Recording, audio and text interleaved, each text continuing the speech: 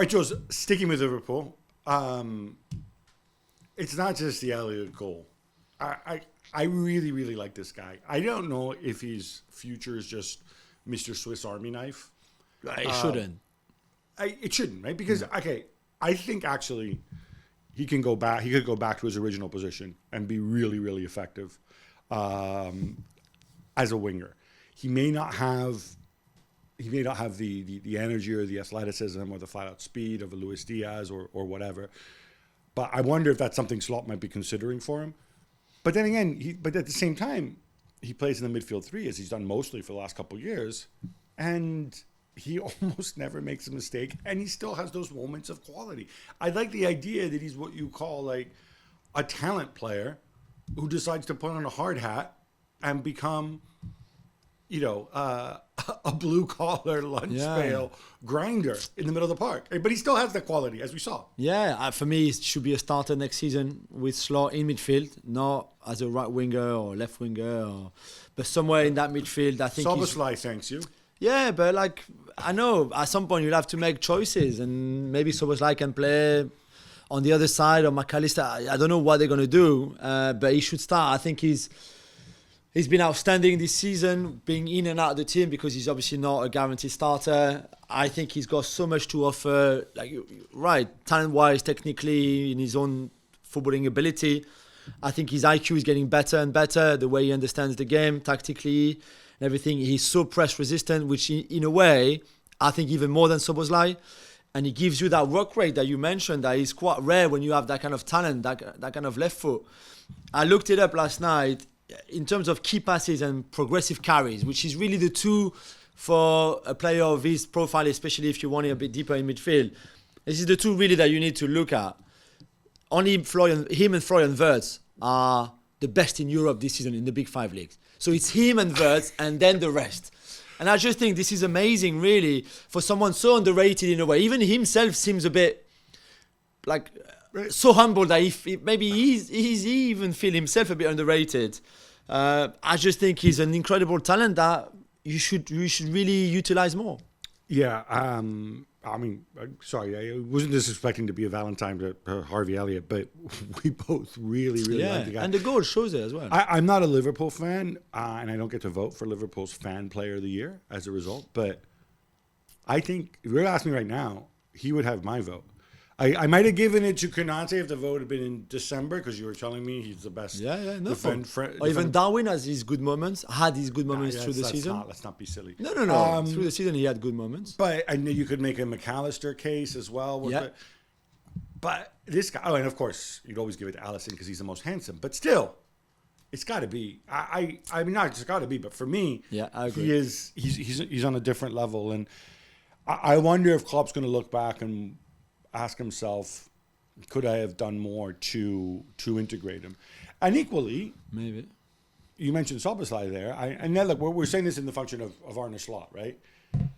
Szoboszlai played in a more attacking role.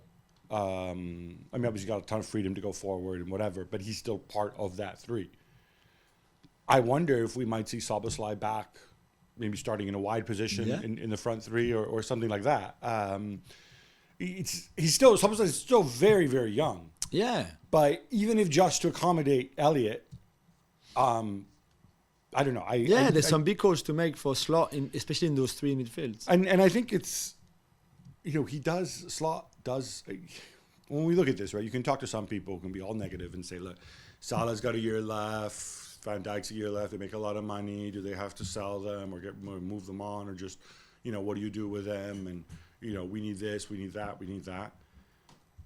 But I actually think the raw material that he's going to have to work with is pretty good. Obviously, you want, I think, a specialist defensive midfielder who's not Endo, right? Yeah.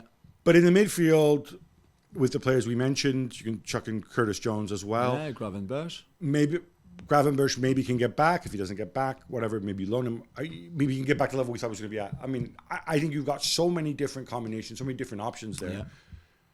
Up front, I'm not a Darwin guy. I can appreciate what he does on a good day, but I think there's too many other days. I'm a big Luis Diaz guy. Jota, I think, can contribute for a while longer. Salah, as long as you have him. I don't know that there's too much to do there, I guess. And Gakpo, who I've been hugely critical of.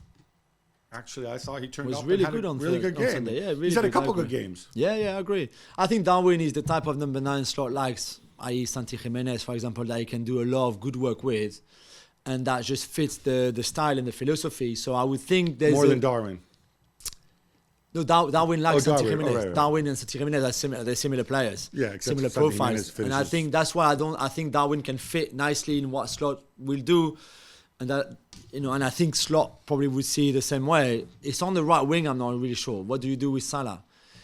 Does he want to stay? Do you want to keep him? If he stays, surely there can't be a new deal. Certainly not at his current wages. There would make no sense at 32 years old. Would Slot want to keep him? So there's a lot of things for that. But for the rest, you're right. Diaz and Darwin, simply because I think that Darwin fits the Slot style like Jimenez does. Those two, and then the midfield three, whoever he picks amongst all those options that we mentioned. And then at the back four. It sounds like other than a defensive midfielder, Yeah, there isn't this great need for signings I agree. if you roll with another year of Van Dijk and Salah, which I think is a bit of an if. Yeah. Talking about Salah, it does seem as if everything's forgotten. He turned in a really, really good performance. Yeah, also I thought the goal celebration was interesting. Oh. Because I just thought it was like very simple, almost no joy by scoring. Well, usually he's not the most extravagant, let's put it, in terms of celebrations, but there's still usually more than just the header and then stopping and then that's it. That was it. That was his goal celebration. I don't know. I would like, but he never talks, which I understand. This is not his style. But I just would like to know how he feels right now and what he would have to say about his future. I think there's a lot for him to say what happened with club, the season, how he sees it, his future, Saudi, I don't know, anything, even about AFCON, Egypt, like loads of things, but we never hear from him. Just because you're the guy in the Techers corner, people made such a big deal about the chance that he missed, where it looked to me, please correct me if I'm wrong, because I didn't play the level you played at, and I was certainly never a center forward. But when the ball comes, there's a spin to it, where I think had that been a center half, you would have tried to side foot it, or instead it looks to me like he tries to flick it, but because there's backspin on the ball, Yeah, maybe. that's essentially what happens, right? Yeah, I thought so too. So when I people thought it talk- was harder than it looked. Yeah, when people talk miss of the season, blah blah blah, I'm like, come on, guys, like that's Yeah. I still would have expected him to score. with a side foot or with, Well, anyway, I think. But again, we He's go right there. Yeah, but we go back to the issues that has been the main issue for them in the last few weeks and months. They haven't been clinical enough, and yesterday it didn't matter because they were so good and so dominant, and they were more clinical, to be fair. But they still missed their chances. The one at the end for Darwin. There's still a lot of And they still screwed it up something fierce defensively because in the last half hour. Yeah, and to be fair, when Spurs came back to 2-2, it was the 77th minute. 4-2. 4-2, sorry. It never felt like, I don't know how you felt. I didn't feel like Spurs could come back. But you feel a bit like, oh, really? You were so in control and dominant, and you concede those two goals that are so avoidable? Yeah, but given what's happened with Liverpool, given their inability to play at their level for 90 minutes, I did wonder, okay, Spurs have the tools, do they just keep attacking and they get caught in the counter, whatever. Let's talk about Tottenham, because this really feels like an unraveling. And what responsibilities does Ange have in your view? Because he does change it around, but then part of me also feels, you know what, if you go the whole season with a certain way of playing, right? We heard it, right? The goalkeeper has a fixed position, the center backs have a fixed position, the wingers stay wide, everybody else is free to go anywhere, right? Yeah. There are certain mechanisms, certain muscle memories that gets into, certain chemistries that develop. When you then move away from the, let's call it 4-2-3-1 just for convenience, even if it's not really 4-2-3-1, and you put a third midfielder in there, and you don't ask him to play in the Madison role, or you don't ask him to play in the hole, that has a big knock-on effect. It has a knock-on effect for the center forward, who was Son in this game. with three and the full in the middle and the fullbacks stepping into midfield, which again you want to do, unless you work on it, and as far as I can remember, I think this is the first time that they've done it. They might have done it before, right? And you played on Thursday night, so you really only had one training session. I don't know if that's. I mean, is that what he paid the price for? Was he trying to surprise? I thought that was a ridiculous choice. I won't lie, but I'm sure there was an idea behind it. But it looked weird at the when we got the team sheets. It looked even worse watching it at the start of the game because it looked like they didn't know what to do at all. And I think Bentancur, Bissouma, and Salah are good players. I don't think it's about their ability. It's just that you're right. When you've been so used to playing a certain way and drilled into that because that's all they do, then one, why are you changing now? And two, if you haven't worked on it, then it's going to be counterproductive. And that's exactly what happened. I mean, I really don't know with Spurs. Thinking about it this morning, Maddison was such at the heart of everything they did when they played well. And clearly he was at the center of the whole Ange ball. He was at the start when they were building up from the back. He was in the middle to offer a relay. And then he was often quite high on the pitch to be decisive with a goal, assist, second assist, all of that. He then obviously got injured. They still kind of coped without him. And then he came back, clearly not at his best, maybe not even fully fit, being dropped now from the team.